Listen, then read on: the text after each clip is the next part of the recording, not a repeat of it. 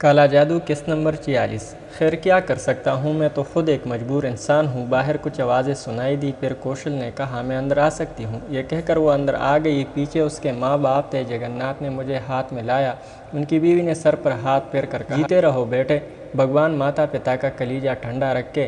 اس دعا نے دل میں رقت پیدا کر دی۔ میرے ماں باپ کا کلیجہ جیسے ٹھنڈا ہوگا میرا دل ہی جانتا تھا۔ سب بیٹھ گئے۔ جگن ناتھ نے کہا جو کچھ تم نے ہمارے لیے کیا ہے مسعود بیٹے، اس کا شکریہ ادا کرنا تمہاری توہین کرنا ہے۔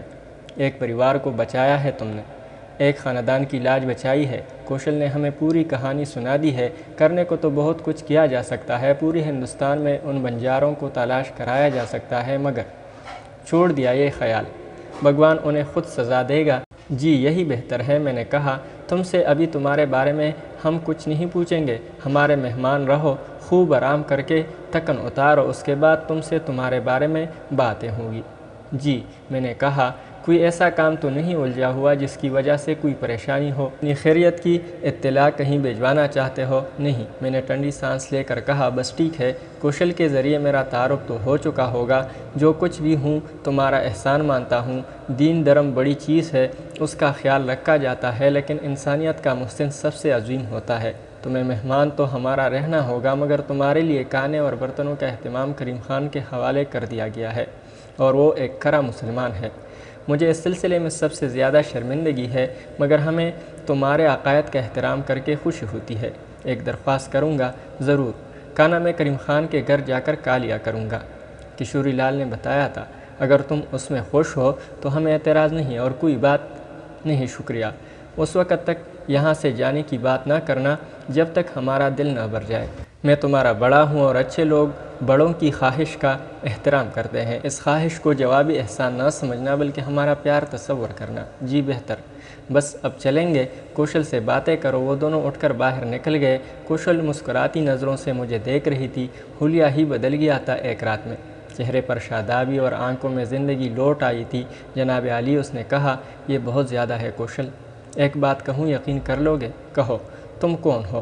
میں نہیں جانتی، کن حالات کا شکار ہو مجھے نہیں معلوم، بتاؤ گے تو سن لوں گی، نہ بتانا چاہو گے تو اصرار نہیں کروں گی، مگر میرے دل میں تمہارے لیے بڑا پیار ہے۔ عورت کی آبرو ہی اس کا مان ہوتی ہے، اور آبرو کا رکھوالا اس کا سنسار۔ میں پڑھی لکھی اور آزاد خیال لڑکی ہوں، عشق نہیں کیا کسی سے، لیکن دل کسی کے پیار کی طلب سے خالی بھی نہیں ہے۔ ہاں ایک انتخاب تھا ذہن میں، تمہیں میری کمزوری سے پیدا اٹھانے کے ہزار مواقع حاصل تھے، مگر تم نے ایک عورت کو زندگی بخشی، اس کی لاج، اس کی جان بچائی، ورنہ نہ جانے میرا کیا ہوتا۔ یہ عورت تمہارا احسان مانتی ہے۔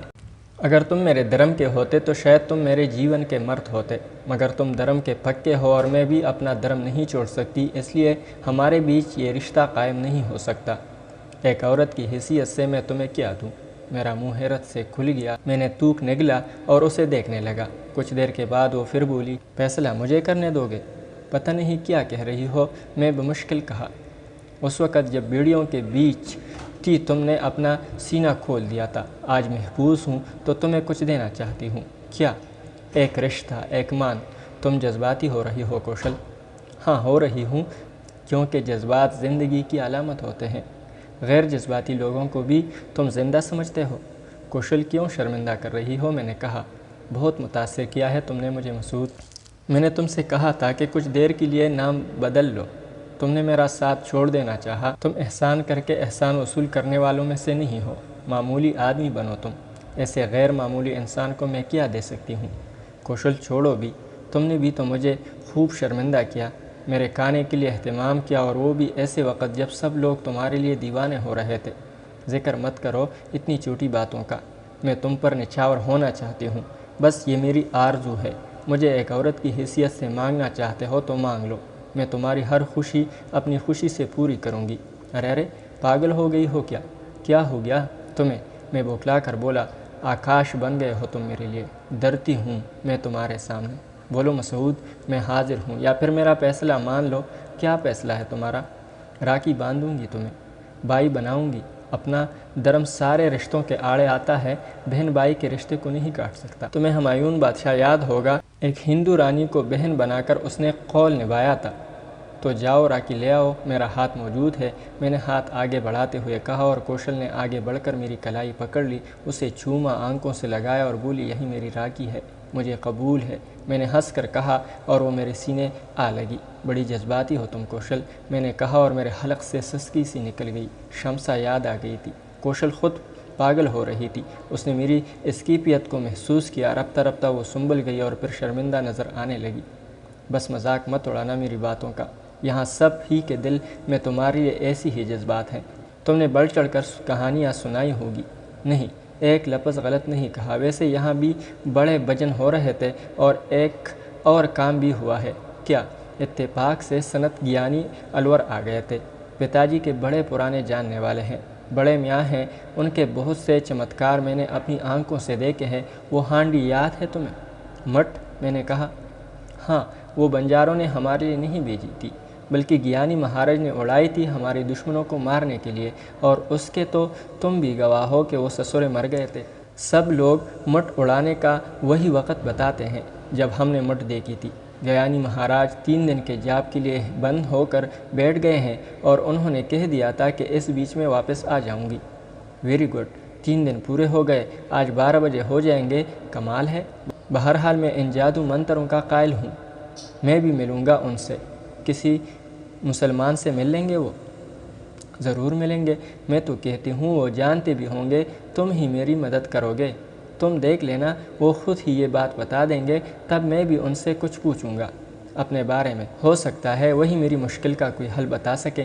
12 بجے نکلیں گے وہ اپنے جاپ سے؟ ہاں ٹھیک 12 بجے، کوشل نے جواب دیا اور میرے دل میں تجسس بیدار ہو گیا۔ میں بھی اس وقت گیانی کو آزمانا چاہتا تھا۔ کوشل چلی گئی، مگر میں حیرتوں میں ڈوبا رہا۔ وہ سنت گیانی میرے لیے حیران کن تھے جنہوں نے جاپ کر کے کوشل کو اس مصیبت سے نکالا تھا، حالانکہ میں نے کوشل کے لیے جان کی بازی لگا دی تھی۔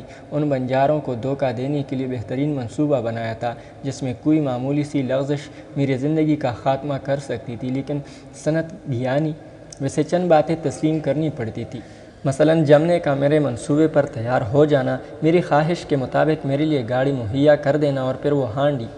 اللہ ہی بہتر جانتا ہے۔ 12 بج گئے، میں کمرے سے باہر نکل آیا۔ سارے ملازم باغے باغے پھر رہے تھے، عجیب دما چوکڑی مچی ہوئی تھی۔ ارے رکو، میں نے ایک ملازم کو روکا۔ جی سرکار، کوشل دیوی کہاں ہے؟ گیانی مہاراج کے کمرے میں۔ ہاں مہاراج۔ ٹھیک 12 بجے سب وہاں جمع تھے۔ انہوں نے اندر سے ریمبو کو آواز دی تھی۔ ریمبو کو؟ ہاں سرکار، ریمبو ہی اس وقت وہاں موجود تھا، حالانکہ الگ الگ نوکر وہاں رہتے تھے، مگر گیانی مہاراج جانتے تھے کہ اس وقت ریمبو وہاں موجود ہے۔ کہنے لگے، ریمبو، کوشل کو اندر بھیج دو۔ رادھے کرشن، رادھے کرشن۔ مہاراج یہ بھی جانتے تھے کہ کوشل دیوی آ گئی ہے، اتنا ہی یقین تھا انہیں۔ شربت کا گلاس لے کر کوشل دیوی ہی اندر گئی تھی۔ پھر کیا ہوا؟ میں نے پوچھا۔ ابھی بڑے سرکار کو اندر بلایا گیا ہے، ذرا مجھے بھی وہاں پہنچا دو۔ وہ سامنے سے بائیں طرف مڑ جائیے، سامنے لوگ کڑے نظر آ جائیں گے، ملازم نے کہا، اور میں آگے بڑھ گیا۔ یہاں مجھے عزت دی جا رہی تھی، بہت سے لوگ وہاں موجود تھے، مجھے انہوں نے جگہ دی۔ اسی وقت ایک ملازم اندر سے باہر آیا۔ اس نے مجھے دیکھتے ہوئے کہا، صاحب، آپ کو گیانی مہاراج بلا رہے ہیں۔ مجھے؟ میں اچھمبے میں رہ گیا۔ مہاراج اچانک بولے، ریمبو، باہر مسعود آ گیا ہے، اسے اندر بلاؤ۔ آئیے مہاراج، وہ بولا اور میں لڑکھڑاتے قدموں سے اندر داخل ہو گیا۔ گیانی مہاراج زمین پر مرگ چالا بچھائے بیٹھے تھے۔ ان کے سامنے جگن ناتھ جی، ان کی دھرم پتنی اور کوشل دوزانوں بیٹھے تھے۔ ان کے چہرے پر عقیدت نظر آ رہی تھی، مگر گیانی مہاراج کے چہرے پر نگاہ پڑتے ہی میرے بدن کو کرنٹ لگا تھا۔ وہ بوریا چرن تھا، لمبے لمبے بال شانوں پر بکھرائے، اوپری گردن سے برہنہ، اپنی تمام تر خباستوں کے ساتھ۔ جے بورنا مچھنڈا، جے شو شمبو، آ بالک، تیرے سر پر ہاتھ رکھوں، آ آگے آ۔ میں اپنی جگہ کھڑا رہا، خود کو سنبھالنے کی کوشش کر رہا تھا میں۔ مسعود بھیا، گیانی مہاراج بلا رہے ہیں، کوشل نے کہا۔ میں دل میں نفرت کا طوفان لیے 2 قدم آگے بڑھ گیا۔ جے مچھنڈا، جے شمبو۔ بوریا چرن نے ہاتھ بلند کیا تاکہ میرے سر پر پھیرے، لیکن میں سیدھا کھڑا رہا تھا۔ میں نے طنزیہ لہجے میں کہا، تو کیا سمجھتا ہے بوریا، میں تیرے سامنے سر جھکاؤں گا؟ سب چونک پڑے تھے۔ کوشل گھبرا کر بولی، مسعود بھیا، یہ گیانی مہاراج ہیں۔ بوریا چرن ہنسنے لگا تھا۔ رہنے دو کوشل، اس سے ہماری پرانی یاری ہے، ہمارے اس کے بیچ یہ چلتا ہے۔ آپ انہیں جانتے ہیں مہاراج؟ جگن ناتھ نے پوچھا، اچھی طرح، یہ بھی ہمیں جانتے ہیں۔ بیٹھ تو جا لڑکے، تجھ سے کچھ باتیں کریں گے۔ ٹھیک ہے، سر نہ جھکا ہمارے سامنے۔ سب کے سامنے بوریا چرن؟ میں نے کہا، ہاں، جو باتیں کریں گے وہ سب کے سامنے کی جا سکتی ہیں۔ تو نے مجھے بیٹھنے کے لیے کہا ہے بوریا، اس لیے نہیں بیٹھوں گا۔ بول، کیا کہنا چاہتا ہے؟ میں نے نفرت بھرے لہجے میں کہا۔ جگن ناتھ میرے اندازے پر سخت بے چین ہو رہا تھا۔ وہ تو سنت گیانی سے بڑی عقیدت رکھتا تھا، اور یہ حقیقت بھی تھی کہ سنت گیانی نے اس کے لیے جو کچھ کیا تھا بہت بڑی بات تھی، لیکن میں اپنی نفرت کو کیسے روک سکتا تھا؟ ان لوگوں کو کیا معلوم تھا کہ بوریا چرن نے مجھے انسانوں کی زندگی سے کتنا دور کر دیا ہے؟ مگر بوریا چرن کی پیشانی پر کوئی شکن نہیں تھی۔ اس نے کہا، مت بیٹھ، مگر باولے، تو ہمیشہ یہ بھول جاتا ہے کہ ہم نے قدم قدم پر تیری حفاظت کی ہے۔ تیرا کیا خیال تھا؟ کیا تو ان جلتے پتھروں میں کتے کی موت نہ مر جاتا؟ آسمان کی دھوپ تجھے جلا کر بسم نہ کر دیتی؟ یہ ہم ہی تو تھے جس نے بنجاروں کے من میں تیرے لیے دیا ڈالی، اور انہوں نے تجھے برداشت کیا، ورنہ یہ بنجارے پتھر دل ہوتے ہیں، ہر طرح کے کام کر لیتے ہیں، یہ بلا کسی کو اپنے بیچ آنے دیتے؟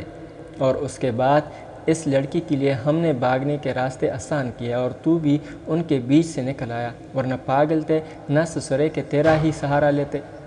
بیچنا چاہتے تھے وہ اسے۔ کیوں رے کوشل، جھوٹ کہہ رہے ہیں ہم؟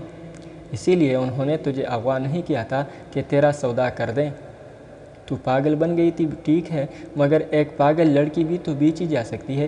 وہ لوگ تجھ پر تشدد کر کے یہ قبول کرا سکتے تھے تجھ سے کہ تو پاگل نہیں ہے، مگر ہم نے ان کے دماغ الٹ دیے تھے اور انہیں اس بات کے لیے مجبور کر دیا تھا کہ وہ اس بولے کا سہارا لے لیں۔ ہم نے سوچا چلو ایک پنت دو کاج ہو جائے، تو بھی بچ جائے اور کوشل بھی تیرے ساتھ یہاں تک پہنچ جائے۔ ہانڈی نہ مارتے سسروں پر تو وہ سیدھے تیرے پاس پہنچتے، ایسے پہاڑ سے گر کر جان نہ جاتی ان کی۔ سمجھ رہا ہے تو؟ بوریا چرن نے اس طرح یہ ساری باتیں کہیں جیسے اس کی آنکھیں پورا منظر دیکھتی رہی ہو، اس کا دماغ ان لوگوں کے دماغ کی ساری باتیں سمجھ رہا ہو۔ یہ بلا شبہ ان کی ناپاک قوتوں کا کمال تھا، لیکن کالے جادو کی یہ قوتیں بارہا میرے سامنے آ چکی تھی اور میں ان سے ناواقف نہیں تھا۔ بوریا چرن نے جو کچھ کہا تھا اس سے مجھے خانہ بدوشوں کے چنگل سے نکل آنے کا موقع ضرور ملا تھا، لیکن کیا درا بھی تو اسی کمبخت کا تھا۔ میں نے کہا، ساری باتیں اپنی جگہ ہے بوریا چرن، مگر میرے تیرے درمیان جو چکر چل رہا ہے میں اس میں اتنا ہی اٹل ہوں جتنا پہلے دن تھا۔ بوریا چرن سپاٹ آنکھوں سے میرا جائزہ لیتا رہا، پھر بولا۔ ناظرین، اگلی قسط تک اللہ حافظ۔